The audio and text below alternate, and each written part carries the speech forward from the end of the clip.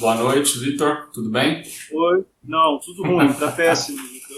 O índice de preço ao consumidor amplo aumentou, tá tudo caro no mercado aqui no Brasil, rapaz, tá horrível. Tudo aumentou de preço. Tá muito ruim. Tá bem não. Eu também percebi isso daí. O Brasil, ele tá cada ano pior, né? Quem fala isso é o Barsi, né? Ele fala assim, a inflação, ela não... A inflação, ela é uma média, né, de preços e quando ela tá muito alta, o governo coloca o pirulito lá na cesta de preço, porque não faz diferença nenhuma. Sim, parece que o presidente do Banco Central, né, acho que deu um sorriso pro presidente Lula, deu um sorriso aí pro executivo, porque parece que essa mexida aí na taxa de juros parece uma coisa de amigo, né, meio esquisito. Mas se você quiser confrontar a inflação, é só você pegar o pacote de arroz, o preço dele no começo do ano e no final do ano, e ver quanto ele aumentou, né? Ou pega meia dúzia de alimentos, e aí você consegue saber se a inflação que estão te contando é a real. Você vai ter uma surpresa, né? Sim. Rapaz, tem uma lei que todo mundo, todo brasileiro deveria conhecer. Se você puder, joga aí na tela do teu computador. 23.501/33. Lei 23.501 de 1933. Todo brasileiro deveria conhecer essa lei. É a lei que cria aqui no Brasil, oficialmente, a moeda fiduciária de curso forçado. Outra lei que todos os brasileiros deveriam conhecer é a lei 4.595 de 64. 4.595 de 64. Que é a lei que cria o Banco Central em substituição à SUMOC. Né?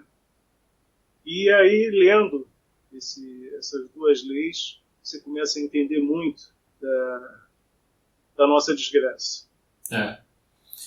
Isso vai de encontro com o tema de hoje, que eu gostaria que a gente conversasse, que é o tal do Bitcoin.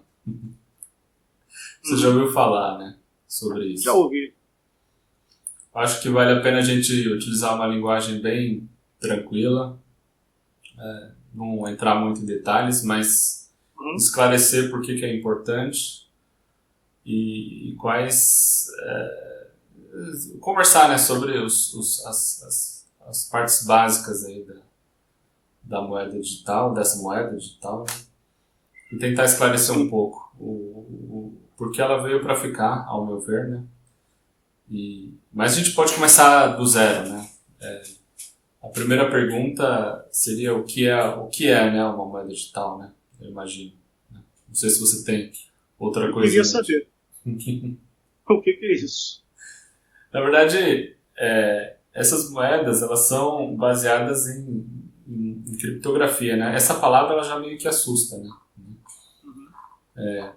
Mas uma moeda digital é uma moeda que, teoricamente, ela não tá... Ela não pode ser representada por nenhum papel, né? Ela fica como que eu vou dizer? Num livro-razão, num registro que ela está armazenada em um servidor, em um computador, né? Então... mas esse livro fica na casa de quem? Essa é uma boa pergunta. Hoje, hoje a maioria das pessoas elas já não usam dinheiro, né? Então você pode dizer que essa moeda de cunho forçado que a gente usa, né, que é o que você falou dessa primeira lei aí, ela já não é mais o papel que a gente utilizava no passado. Né? A maioria das pessoas elas não usam mais isso, né? São dígitos, pulando de um lado para o outro. São dígitos. Isso, então a gente não está muito longe de uma moeda digital, né? Se amanhã falarem para você que não vai ter mais o papel, né, você não vai sentir tanta falta assim, porque, né, hoje em dia já a moeda ela é digital. Na realidade já me falaram isso aqui no Brasil, a gente já tem o real digital. Mas isso é um problema. Já é um ensaio, a moeda se tornar algo completamente digital, não ter mais papel. Mas esse é um problema, né? E também isso vai de encontro de como a gente começou o vídeo, sobre a questão da inflação, né? Sobre o aumento da moeda em circulação. A gente pode fazer até uma historinha breve aqui, rapidinho. Você tem imagina um reino, né, um reinado, e você tem um rei, que ele é responsável para dizer para você qual é a moeda que se pode usar naquele reino, né? E então, você vai lá cortar o cabelo, e o corte do cabelo ele custa uma moedinha de prata redonda, né? Sim. Mas, num certo momento, alguém fala pro rei, tá acabando a prata, né? Não tem mais como a gente colocar a moeda em circulação. Então, o rei diz o seguinte, a partir de hoje, então, a gente pega e faz uma moeda menor, uma moeda quadradinha, assim, e eu baixo aqui um decreto, uma lei que tanto a moeda quadrada quanto a moeda redonda, ela tem o mesmo valor. E as pessoas são obrigadas a aceitar, né? E ele coloca mais moeda em circulação. Aí você vai lá cortar o cabelo com a sua moeda quadrada, né? O cabeleireiro, que não é bobo, ele vai falar assim, essa moeda quadrada não é a que eu gostaria de receber, eu quero a moeda redonda, que tem mais prata. Mas você vai argumentar, mas o rei falou que tanto uma quanto a outra, ela tem o mesmo valor. O cabeleireiro, sabendo disso, e todos os comerciantes sabendo disso, o que eles fazem? Agora, a corte do cabelo não é mais uma moeda. Ele vai custar 2 moedas, seja lá quadrada ou redonda, né? Então, basicamente é isso que acontece com a nossa moeda, né? Quando você imprime mais papel, né, e joga papel no mercado, né, para as pessoas, você tem o efeito Cantillon, que a gente não precisa entrar no mérito, né, que sempre algumas áreas elas são mais beneficiadas, né? Por que elas são mais beneficiadas? Porque quando as pessoas elas sentem que as pessoas estão gastando mais, né, que tem mais dinheiro na praça, eles vão aumentar os preços. Isso é normal, né? Isso é uma coisa... Sim. É o mesmo efeito do cabeleireiro lá no reinado, quando ele vê que agora tem mais moeda, né? Ou seja, as pessoas querem cortar mais cabelo, mas como ele se incomoda, porque a moeda já não tem o mesmo valor, então ele vai aumentar os preços. Então, basicamente, é isso que acontece com o nosso dinheiro hoje, né? E não acontece com o Bitcoin. Mas vamos voltar à primeira pergunta. Então, uma moeda digital ela é uma moeda que ela pode ser transacionada entre 2 pessoas que tenham, né, uma carteira de Bitcoin, um computador ou um celular, nem precisa de computador hoje, né? E ela é uma moeda que ela não tem dono, né? Então você me perguntou onde é que fica então o Bitcoin. O Bitcoin ele é um programa de computador, né, basicamente, e para responder a sua pergunta, se você entrar no site do Bitcoin e baixar o que eles chamam de blockchain, né, que também é uma palavra que assusta, mas traduzindo para o português seria a cadeia de blocos, né? O que é isso? É um livro, né, digital, né, que contém todas as transações de bitcoins desde o começo. Então, qualquer um, se você quiser, você pode fazer isso agora na sua casa. Você pode entrar e você baixa o Bitcoin no seu computador. É o Bitcoin Core, mas que site é esse? Vamos lá, eu estou com a internet aberta aqui, me fala aí, ou bota aí no Skype, que é o que a gente está usando. Acho que é o bitcoin.org, se não me lembro. Acho que deve ser isso. Posso até ver aqui. Eu quero olhar isso agora.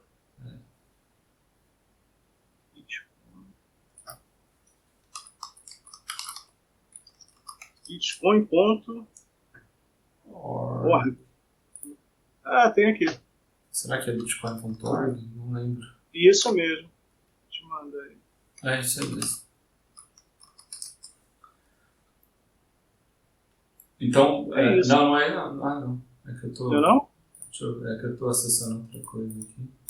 Aliás, tem várias línguas aqui, né? Espanhol, francês, catalão, português, Brasil. É o bitcoin.org mesmo. Poxa, tem em português então? Tem. Então, o que significa você baixar o Bitcoin Core?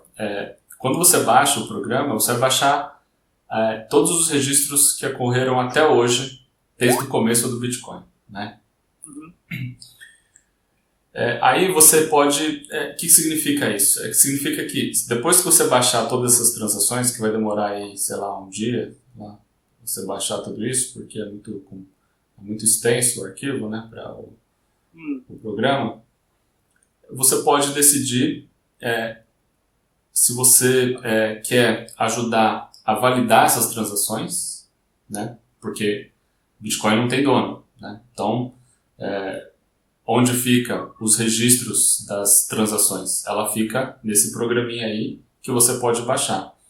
E você pode ajudar a validar essas transações. Então o programa, no seu computador, quando você estiver rodando esse programa, ele vai estar automaticamente ajudando, né, a validar essas transações que estão ocorrendo. E um outro tipo de função que você pode, né, configurar esse programa para fazer é a tal da mineração. A mineração é o seguinte, é o que vai colocar essa transação. Imagina que eu faço uma transação para você, né? Então o minerador ele vai, eu tenho que pagar uma taxa para fazer essa transação e o minerador ele vai tentar registrar essa transação no blockchain, que seria esse livro, razão aí de todas as transações que você acabou de baixar. Você não pode ser simultaneamente o cara que está transacionando e o minerador? Pode, você pode. Na verdade, assim, para transacionar, você não precisa baixar esse programa não, tá? Eu só estou tentando responder a sua pergunta, onde é que fica o computador que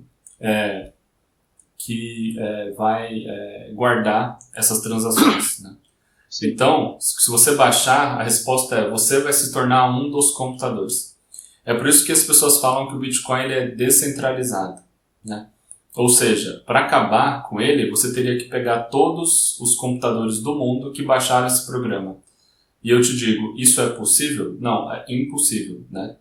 Claro, é improvável, eu diria. Impossível não é, né?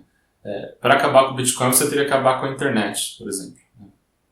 E mesmo assim... já estão falando até de transmissão via rádio, tem uma série de... Então, não tem como acabar com o Bitcoin, teoricamente. Né? Só uma então vamos lá, eu sou leigo de verdade, não estou aqui fazendo tipo, eu sou leigo. Já ouvi falar de Bitcoin, mas não entendo porcaria nenhuma e nem tenho dinheiro para investir nisso, e acho que aqui é que você acha que está o meu erro, né? Quem investe é quem tem muito dinheiro, não é por aí. Assim, eu não vejo o Bitcoin como um investimento. Você acha que... depende, né? Você acha que... vamos lá, ouro é um investimento? Comprar ouro? Teoricamente não é. Teoricamente é uma reserva, né? Você está reservando seu dinheiro para guardar o dinheiro, vamos dizer assim. Você não pega o ouro e vai lá na padaria comprar pão com ouro. Então o Bitcoin não é um investimento. Ele é uma segurança, ele é uma moeda, né, que ela não tem as mesmas características da nossa moeda, como do real, do dólar, né? E qual é a principal diferença? Vamos falar assim, a primeira grande diferença é isso, não tem dono, né? Você pode baixar o programa no seu computador e você vai estar ajudando a comunidade, né, a validar as transações que estão ocorrendo no Bitcoin, né? Essa é a primeira questão. Então, não tem como acabar, não tem um dono. Você não tem como ir atrás de um cara e falar assim, agora ele vai roubar todos os bitcoins porque ele é o dono. Não existe, né? E a segunda questão é que essa nossa história aí de inflação, né, de mostrar que a moeda ela perde valor, né, ela está relacionada ao sucesso do Bitcoin. Basicamente, a nossa moeda ela perde valor, tanto o dólar quanto o real, quanto qualquer moeda no mundo, ela perde valor porque o Banco Central ele faz duas coisas. Ou ele imprime dinheiro, né? Cria mais dinheiro e põe dinheiro em circulação, como a historinha do reinado que eu falei no começo, a moeda vai perder o valor. Ou ele permite que os bancos criem moedas do nada, né? Quando você deposita R$1.000 lá no banco, né, o seu banco ele pega esse R$1.000 e empresta para alguém, né? E você não sabe, como o dinheiro é digital, né, no banco, você não sabe, né, se esse dinheiro está lá realmente. O banco ele mostra que você tem R$1.000 na sua conta. Mas se todo mundo hoje tentar fazer o saque do dinheiro na conta, os bancos eles quebram, né? Por quê? Porque ou seja, não tem moeda para todo mundo. Aquilo dali é uma mentira. São dígitos. É uma mentira. É dígitos. Por quê? Porque o Banco Central ele permite, né, que os bancos operem com as reservas fracionárias, né? Que é esse nome feio também, né? Mas basicamente é o seguinte, o banco ele não tendo o dinheiro que ele diz ter, né? O Banco Central ele fala o seguinte, ok, então você tem que depositar todo dia parte desse dinheiro que você opera para ter, né, pelo menos uma segurança de que você não está operando com muito risco. Quem determina isso daí, no mínimo, é o Estado. Quanto que ele tem que o Banco depositar? Central. O Banco Central. O Estado. Aqui no Brasil, o Estado. Isso. E então, todos os bancos operam com reserva fracionária e é daí que vem a taxa Selic, né? Porque a taxa Selic vem dos empréstimos que eles fazem um banco fazendo para o outro para cobrir esse depósito que eles têm que fazer no Banco Central para provar que eles têm esse montante para trabalhar. Né? O problema... Vamos lá, cara, como ignorante, deixa eu só te cortar que está ficando confuso para mim. Você tem num determinado momento o Estado criando uma moeda sem lastro em nada, ou seja, ela não está associada a nada. Ela vale porque vale e pronto, e acabou. Hoje não está, né? Já esteve no passado. Né? Nos estados modernos, a moeda não está associada a nada. É um pedaço de papel que um cara assinou e botou para circular em um determinado território, e lá esse papel tem valor, e quem desrespeitar o valor desse papel vai em cana. Em teoria é isso. Sim, em teoria é isso. Ok. Aí, num segundo momento, você tem um avanço tecnológico e os indivíduos, por diversos motivos, entre eles a insegurança. Aliás, minto, vou dar um passo atrás. Quando muitos indivíduos não guardam mais esse pedaço de papel no colchão, que nem fazia na época do meu pai, que tinha o hábito de colocar dinheiro embaixo do colchão, e começam a colocar no banco, são por diversos motivos, e geralmente insegurança, medo de um ladrão entrar na tua casa e roubar aquele montinho de dinheiro que você tem guardado, ou talvez você vá fazer algum tipo de investimento para ver se esse dinheiro rende um pouco mais. Aí você volta, dá um salto, tem um avanço tecnológico tamanho, e em vez de se pagar as coisas com esse pedaço de papel, ficar carregando de um lado para o outro, a gente começa a pagar com cartão de débito, de crédito, cheque, entre outras coisas. E aí a gente deu um salto maior ainda, e aqui no Brasil tem o Pix, já tem o Real Digital, que são umas transferências de dígito que você faz de um lado para o outro, assim, em tempo real. Mas você não tem papel, não pega no papel, não vê o dinheiro. É só o dígito. Uhum. Nesse contexto todo, você está dizendo para mim que um determinado cidadão ficou revoltado, e depois você me diz o nome dele que eu já esqueci, e criou um meio de as pessoas transacionarem entre si, um meio digital, para fugir da tributação e do controle do Estado. É isso? Resumo? É basicamente isso. É basicamente Explica isso. aí. Só que é bem isso. Na verdade, você só conseguiria fugir do Estado, né? Utilizando essa tecnologia aí que evita o duplo gasto, né, vamos dizer assim, o duplo pagamento. Né? Se você pode fazer um paralelo que evitaria essas reservas fracionárias, né? Porque hoje o banco ele cria dinheiro do nada, conforme a gente falou anteriormente, o Banco Central ele permite que ele brinque de criar dinheiro. Né? Uhum. E basicamente é isso que ocasiona a inflação. Não só isso, né, mas qualquer expansão monetária, né, do número de moedas, vai causar inflação. Então, o Bitcoin ele é um meio de troca descentralizado, né? Ou seja, eu posso enviar para você, você pode enviar para mim sem nenhum intermediário. A gente não precisa de nenhum intermediário. Claro que no dia a dia a gente utiliza intermediários para facilitar as trocas, né? Mas vamos supor que você me passa o endereço, né, da sua carteira de Bitcoin e eu pego a minha carteira de Bitcoin aqui, eu posso enviar para você e não tem ninguém sabendo. O mais importante disso, né, quando eu falei no começo a criptografia, e por que a criptografia está envolvida? Né? O Bitcoin, como uma moeda digital, ele não você não porta o Bitcoin não fica com você. O Bitcoin ele fica registrado nesse blockchain, nesse bloco só para desmistificar essa palavra, porque a palavra meio dá um pouco de medo, né, nas pessoas, né? Então imagina que cada transação que está sendo feita, ela tem que ser registrada, e a partir do momento que ela foi registrada, ninguém mais muda, né? Quando essas transações elas são registradas, você não vai registrar uma a uma, né? Então você registra em blocos. Você pega blocos de transações e você coloca lá nesse grande livro de registros que eles chamam de blockchain. Mas que é aberto para todo mundo. É aberto para todo mundo. Assim que você baixou aquele programa, você vai ter acesso a todas as transações. Mas eu não posso ir lá e adulterar isso? Não. Hacker Não pode. E eu vou te explicar depois por quê, né? Quando você coloca, quando esse bloco de transações, né, ele é registrado nessa cadeia de blocos, né, é registrado nesse livro, ele vai formar uma corrente de blocos, né? Então por isso que chama blockchain, que nada mais é do que corrente de blocos.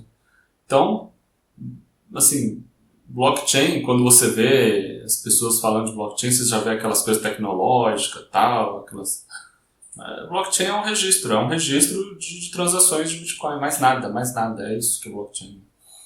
Então não tem que assustar com o nome.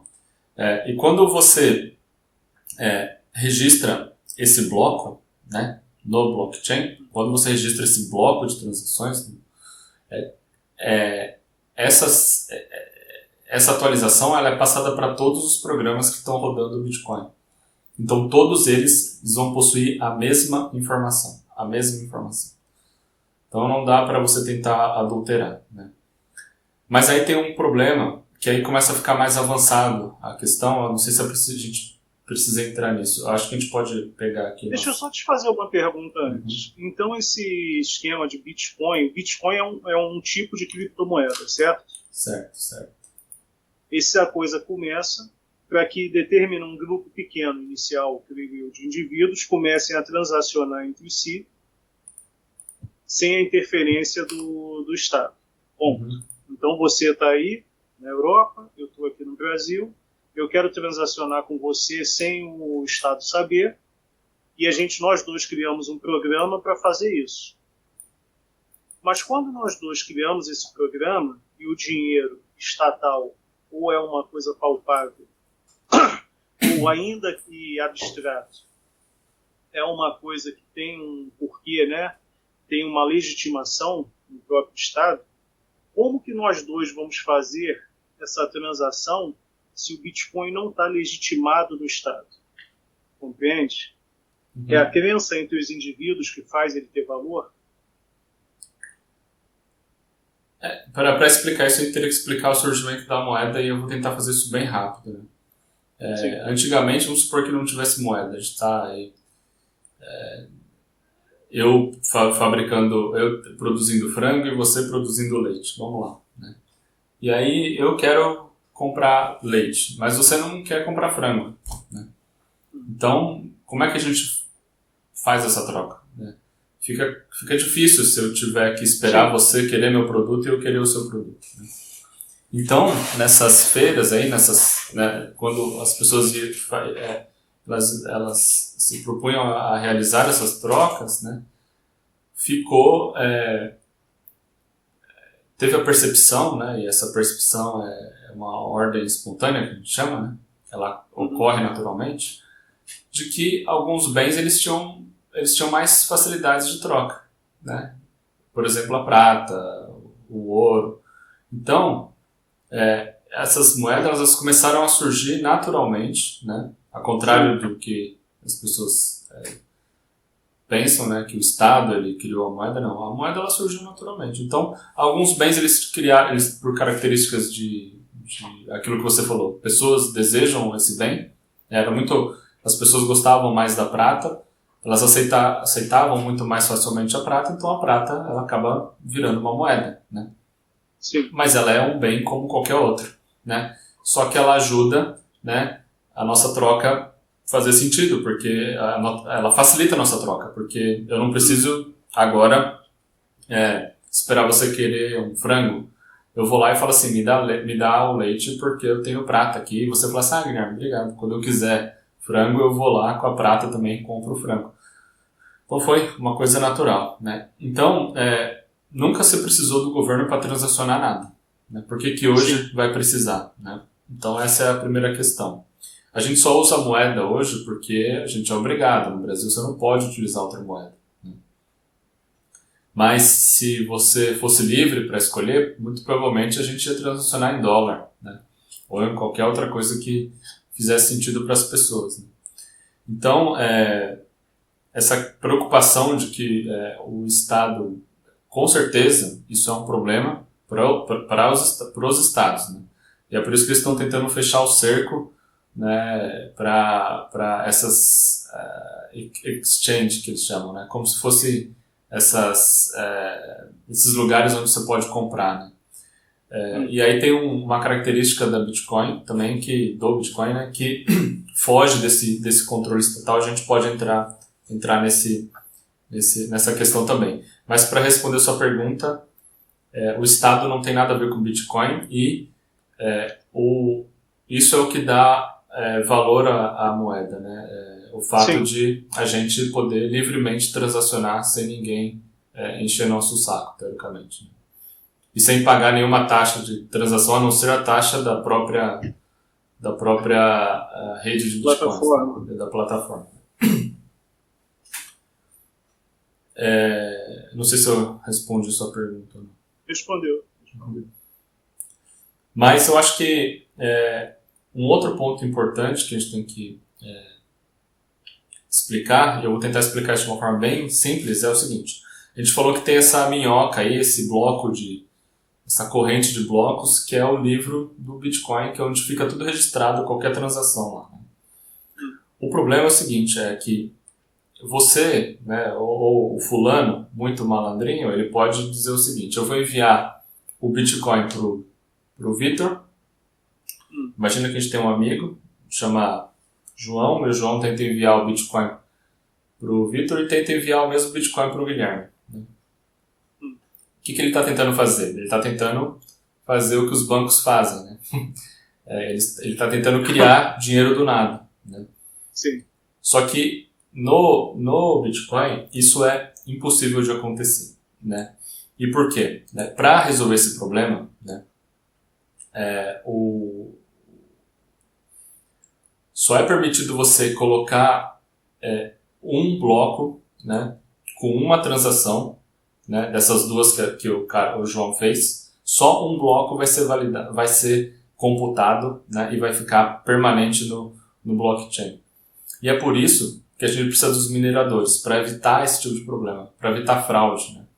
Então, os mineradores, eles vão, a partir do momento que essa transação entrou, né, na rede de bitcoins, ela vai ficar numa piscina, que eles chamam, né, uma piscina de transações, e os mineradores, eles vão lá tentar colocar essas transações no blockchain, né, na corrente de blocos, né? E para eles colocarem essas transações no blockchain, eles têm que resolver algumas charadas matemáticas, né, criptográficas, né, relacionadas à criptografia, e só quem resolver essa charada é que tem a permissão de computar essa transação, né? E é por isso que hoje em dia eles falam assim que para você minerar que nada mais é você colocar um bloco nesse registro de blocos, né? Você precisa de um certo poder computacional, né? Porque quanto maior poder computacional você tiver, mais fácil é de você resolver aquela charada criptográfica que te dá, né, a possibilidade de gravar essa transação. Então, o João, muito espertinho, ele vai ter só uma transação gravada e só uma transação vai ser validada. Então, quando ele mandar Bitcoin para o Vitor e mandar Bitcoin para o Guilherme, ou o Vitor ou o Guilherme vão ficar prejudicados. Um dos dois vai ser prejudicado porque só uma transação vai ser possível de acontecer. Então você só faz uma transação por vez, é isso? Não, você pode fazer duas transações. Eu estou falando, para não entrar mais no caráter técnico da coisa, né? Eu estou falando já de utilizar o mesmo Bitcoin, né? O mesmo endereço. Ah, entendi. Entendeu? Entendi. Então, por isso que a gente precisa através da criptografia, né, através dos mineradores, a gente tem essa segurança de que ninguém vai estar gastando duas vezes o mesmo Bitcoin. Mas vamos lá, eu estou no Rio de Janeiro. É. Eu quero pegar todos os meus 500 bilhões que eu tenho aqui escondido e transformar esses 500 bilhões em Bitcoin e quero ir daqui para... Vamos ver, para os Estados Unidos. Como é que eu carrego isso? Como é que funciona isso? Então, o Bitcoin você não carrega. O Bitcoin, ele fica no blockchain. Então, quando vamos começar do começo, vai? Para ficar mais simples. No banco, você tem o quê? Você tem uma conta bancária, né? Sim. Para transar Bitcoin, você precisa de uma carteira, que seria similar a uma conta, né? Teoricamente, né? E na sua conta corrente, você tem o número da conta, né? Sim. No Bitcoin, a gente fala de chave, né? Então você tem uma chave pública, né? Só que esses termos eles são muito técnicos, então... A chave é uma senha. É tipo uma senha, é um endereço, a chave, né? Vamos lá, uma carteira, ela tem vários endereços. Vamos chamar de endereço que fica mais fácil. O endereço, na verdade, é a forma simplificada da sua chave pública, né? Mas isso fica muito complexo, então vamos chamar de endereço. Imagina que se na sua carteira de Bitcoin, você tem vários endereços, né? E é isso que você usa para fazer a transação do Bitcoin, né? Ao invés de... Vamos supor que a gente está fazendo uma transação bancária, eu e você. Eu tenho que te pagar R$50. O que eu vou pedir para você? Vitor, me passa o número da sua conta, né? Sim. Agora vamos fazer a mesma transação em Bitcoin. O que eu vou falar para você? Vitor, me passa o seu endereço. A diferença é que a sua carteira de Bitcoin ela tem vários endereços, né? Ela não tem só um endereço. Você só não tem um número de conta corrente, né? Na carteira de Bitcoin você tem vários endereços. Então você vai pegar um dos seus endereços, né? E vai passar para mim, né? O que eu vou fazer? Eu vou pegar a minha carteira de Bitcoin e vou enviar Bitcoin para aquele determinado endereço que você me passou. Você entende que eu não estou mandando o Bitcoin para o Vitor, eu estou mandando o Bitcoin para o endereço, né? E é isso que fica registrado no blockchain, né? Agora, aquele endereço ele só pertence ao Vitor, né? Mas só o Vitor sabe que aquele endereço é do Vitor. Então vamos supor que o governo vai atrás assim, eu quero ir agora pegar os bitcoins do Vitor. O Vitor vai falar, eu não tenho Bitcoin. Como é que da onde você está tirando que o Bitcoin é meu? E vamos supor que o Bitcoin o governo fala, não, mas esse endereço pertence ao Vitor. E você vai falar, então prova que ele pertence ao Vitor. Entendeu? Não tem como chegar do endereço a uma pessoa. Não existe isso. Então, você entende o problema que o Estado está enfrentando? Ele não tem como provar, né? Ele pode até baixar o Bitcoin, tá lá livre para ele, mas ele não consegue falar, esse endereço aqui é do Vitor. Não tem como ele falar. Então, para ficar claro, o Bitcoin ele não pertence ao Vitor, ele pertence ao endereço e esse endereço pertence à carteira do Vitor. Então, quando as pessoas falam assim, eu tenho Bitcoin, é meio que uma figura de linguagem, porque o Bitcoin não pertence a ele, o Bitcoin pertence ao endereço que pertence à carteira dele. É isso, basicamente. Uma crítica que eu já ouvi a essas moedas, moeda digital, Bitcoin, é que elas poderiam favorecer a negociação entre grupos criminosos. E essa crítica para mim é muito estranha, porque eu vejo aqui no Brasil, você tem comissão de valores mobiliários, tem Banco Central, tem Receita Federal, tem um monte de polícia, tem tudo, e o pessoal aí do imposto de renda. E ainda assim você consegue achar na casa de um determinado indivíduo mais de 50 milhões em espécie que ninguém sabe como foi parar lá. Entre outros valores que circulam de um lado para o outro, pessoas que têm um padrão de vida totalmente fora do padrão salarial, né, ou de renda que tem. E dificilmente o Estado vai atrás dessas pessoas. Vai atrás do cara que não pagou, que não declarou o dentista, que comprou lá um par de sapatos e não declarou.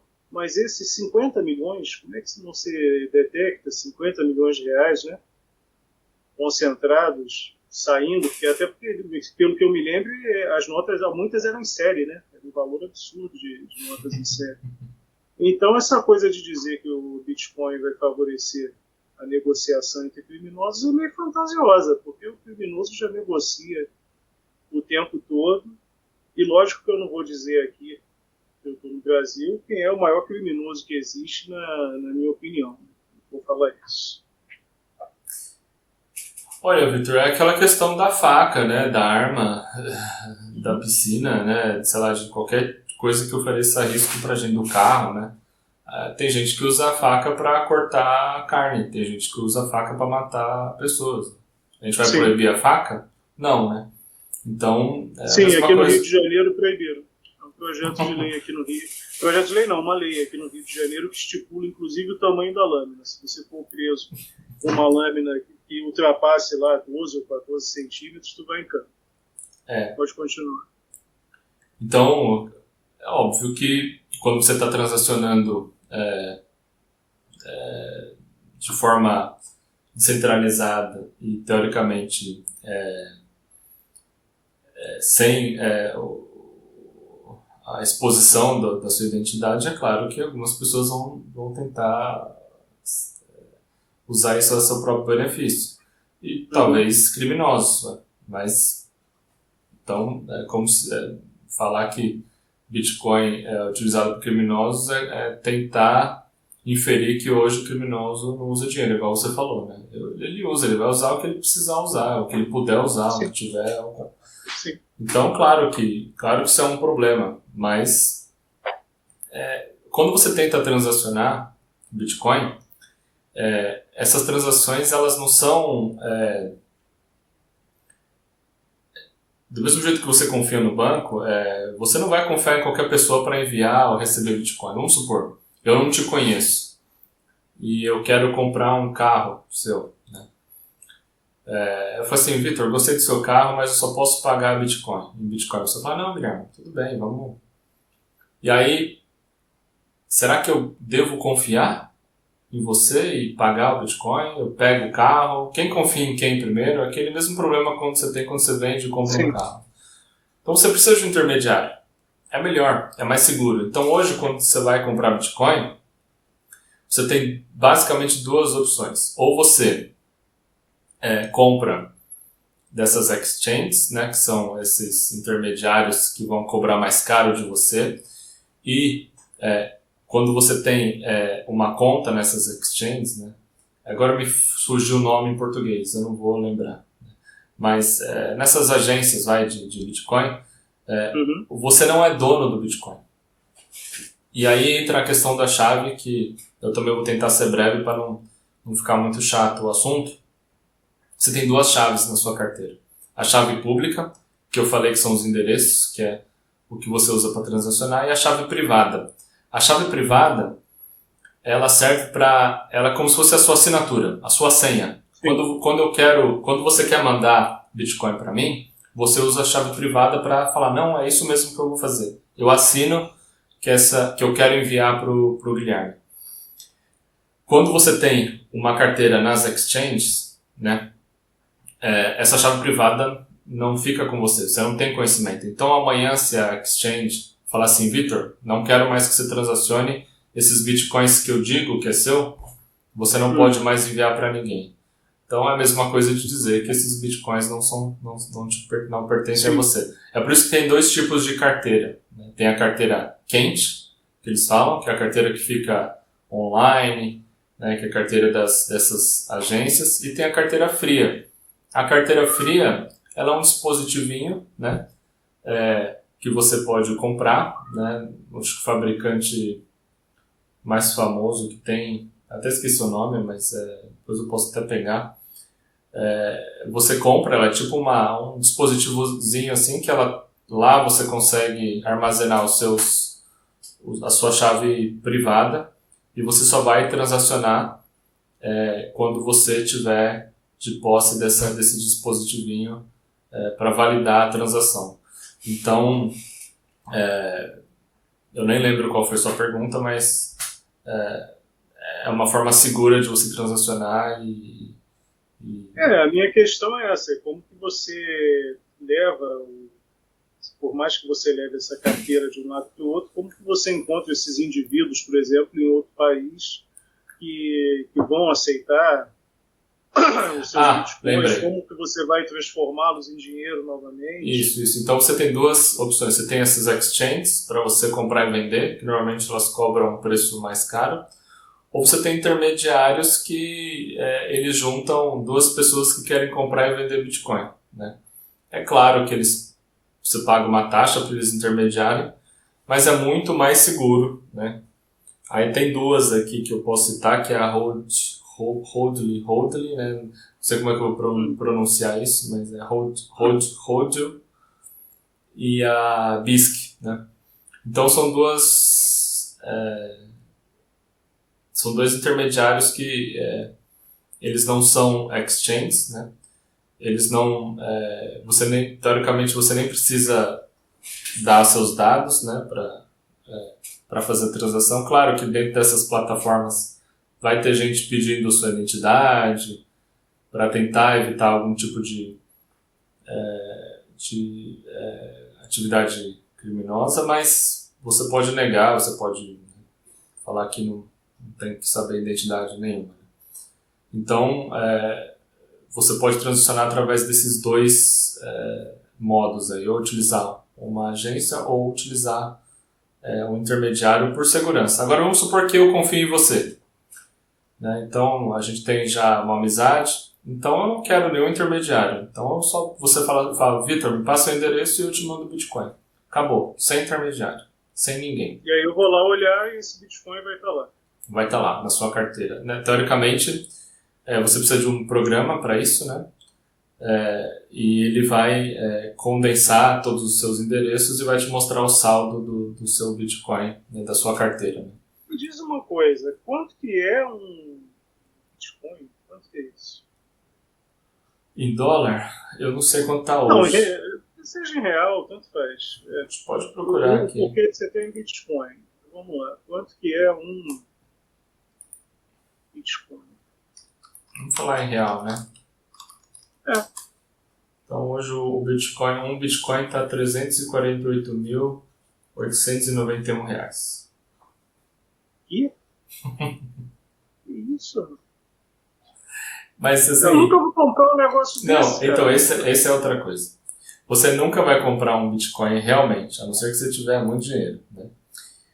Você vai comprar Satoshi, que são os centavos de Bitcoin, né? E um Bitcoin, quantos satoshis é um Bitcoin? Deixa eu ver se eu tenho aqui fácil.